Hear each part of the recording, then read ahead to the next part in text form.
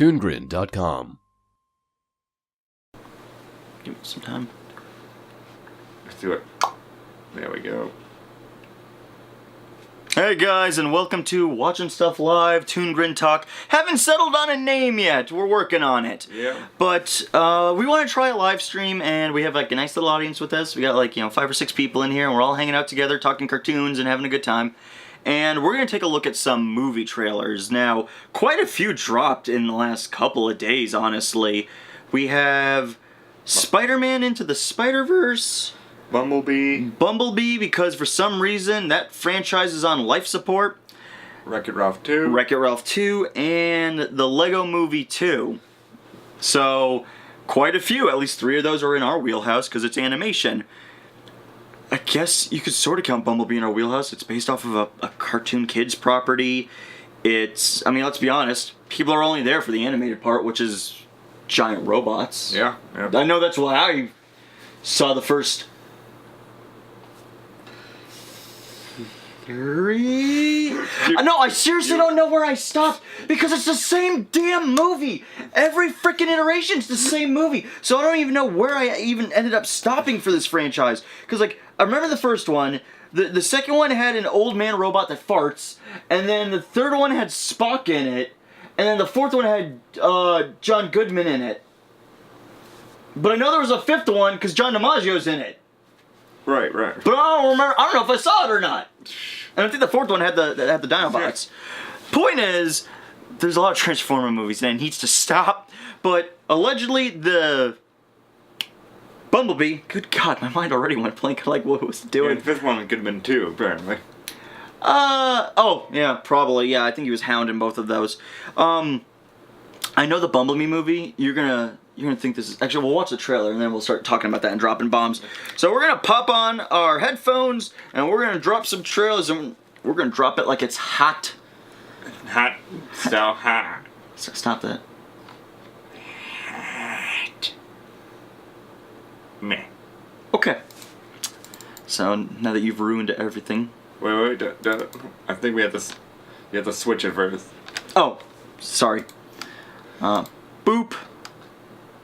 Chew. And we're just making sure things are syncing up. Unfortunately, there's like maybe a 5-second lag. So, there we go. Yeah. Alright, so we're going full screen. And, okay. I just put them in alphabetical order. Should we watch all the trailers? No, we'll watch it one at a time. And commentary on each one? Yeah. Okay, that's a good call. Alright, everybody.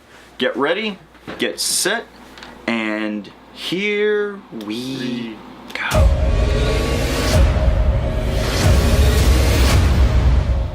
Bumblebee!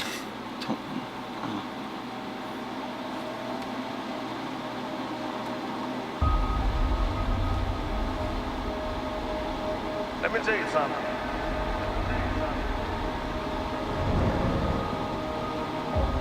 A driver don't pick the car. Beast! It's a mystical bond between man and machine. They're really using the dub from the first movie. Showing all of the, drama.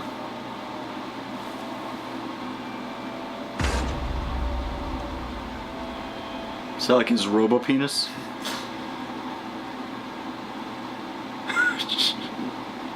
There's a head in here.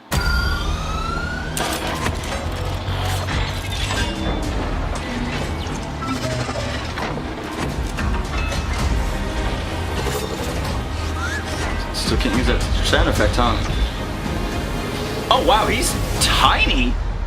Yeah, Bumblebee was always tiny. Not that tiny. He was never that tiny. Not in these movies. Well, he is just like a little love bug thing. Do you speak? Well, they got a lot of good expression out of those eyes. Like, really good expression compared to, like, the last 5 films. Really? Christmas? Every adventure. Oh, it's the shape of water. Has a beginning. Ah, there's John Cena. Starscream! You got people out there who need you. Oh, cool. So he's got like a battle mode. That is cool. This is why you're here, B. Yeah, B, you're here. You know, beat music can help you say what you're feeling. Try this.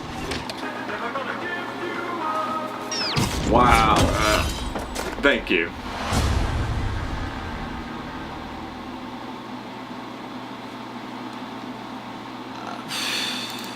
Hit the pause on that. I really don't feel anything like... It's just another Transformer movie. I think we're all kind of sick of it. And... Okay, I would argue emotionally, this is certainly... It feels better than the other ones. Yeah, because it's more of a personal sort of take with Bumblebee and the girl. Yeah, and it helps that there's... From what we saw, there's one Autobot, one Decepticon. It's Bumblebee and Starscream. And it's not like Starscream is like his nemesis or something, but they clearly went with the famous ones. Yeah. Bumblebee, who studios like to think he's like a fan favorite, and Starscream. Starscream is always, he's like the second in command to the Decepticons. He's like the second in command to Megatron. I do know that this is Travis Knight's film. He's the guy who did Kubo and the Two Strings. That was him. So that's why I'm like, I want to believe it'll, like, in the very least, maybe it'll pull a Kubo where it's like, wow, this is really good and enjoyable, and it won't make money. But it's Transformers, so it'll probably easily make money. Oh, definitely. I definitely feel from the trailer, at least. Let me just pull that off. Yeah. That basically there is a lot more emotional impact from the trailer, at least, which sort of translates to the dialogue at least having more of an emotional connection from it.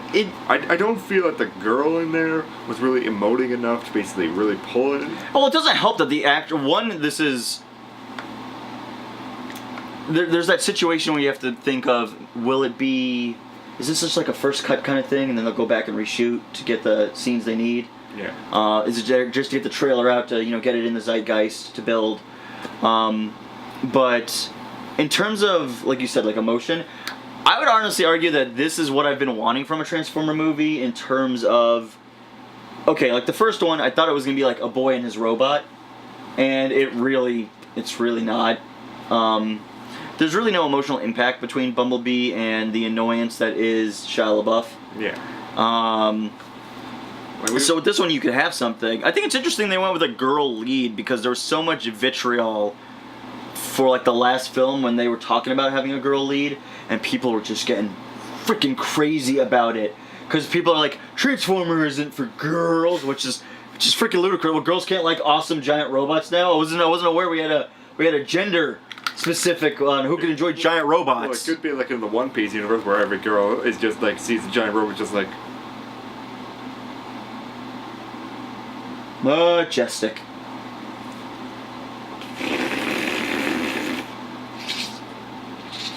Anyways, I don't know if I'd really go see this because I feel like for me the Transformer boat has not only has it sailed, it's sunk.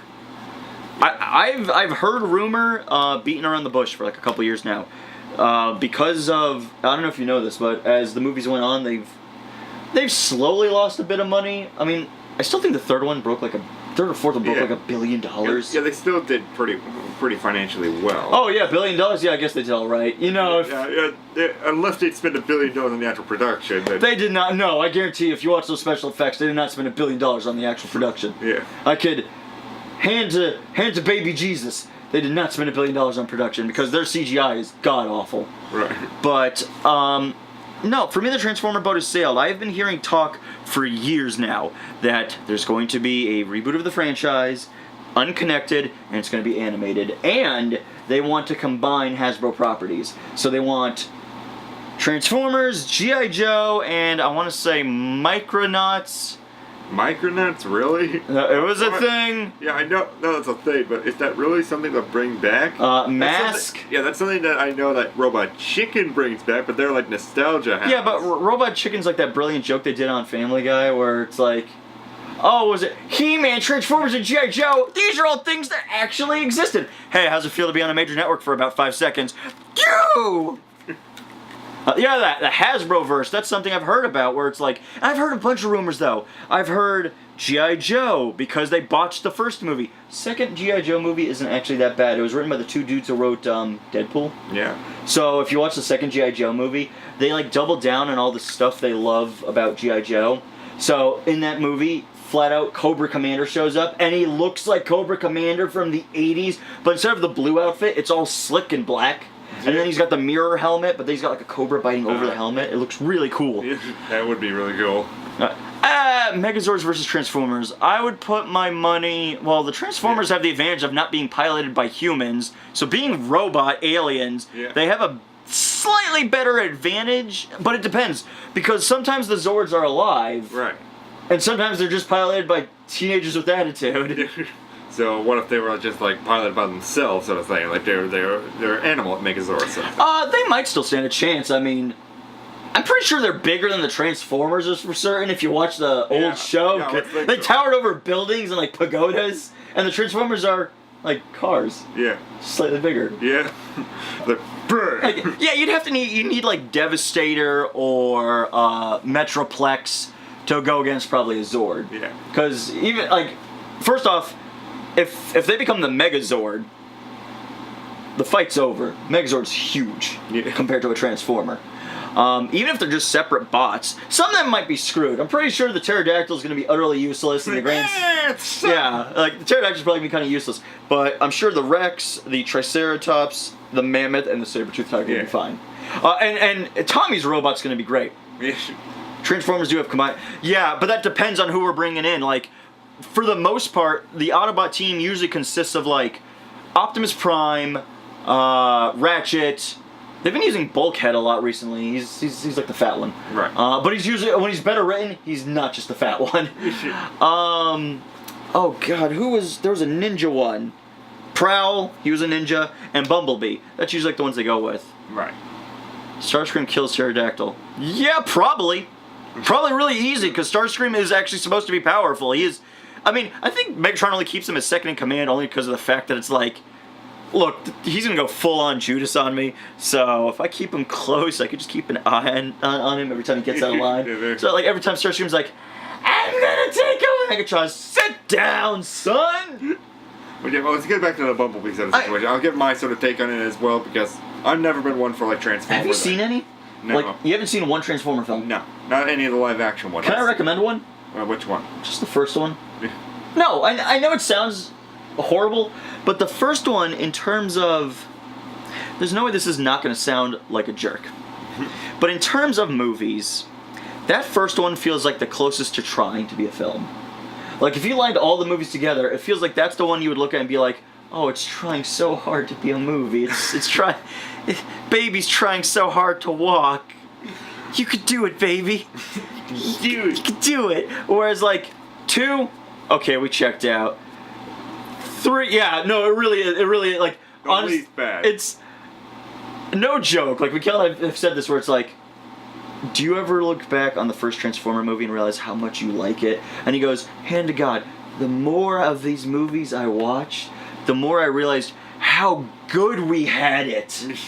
Like, it wasn't perfect. It wasn't the cartoon exactly. Yeah. But in terms of a live-action Transformers film, it is probably, sadly, the best we could hope for. Yeah, I would agree there, but I just still don't feel like I'm going to either watch that one or Bumblebee, because I don't have the emotional connection.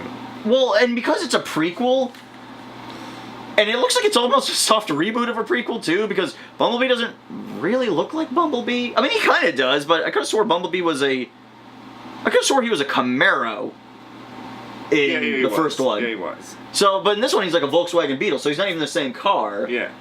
They're keeping the stupid voice thing, which was great at first. In the first movie, it's great because it's like, oh, he was a soldier and he got damaged and he lost the use of his vocal cords. So they never got repaired. So he only talks like through his radio doing different sound bites.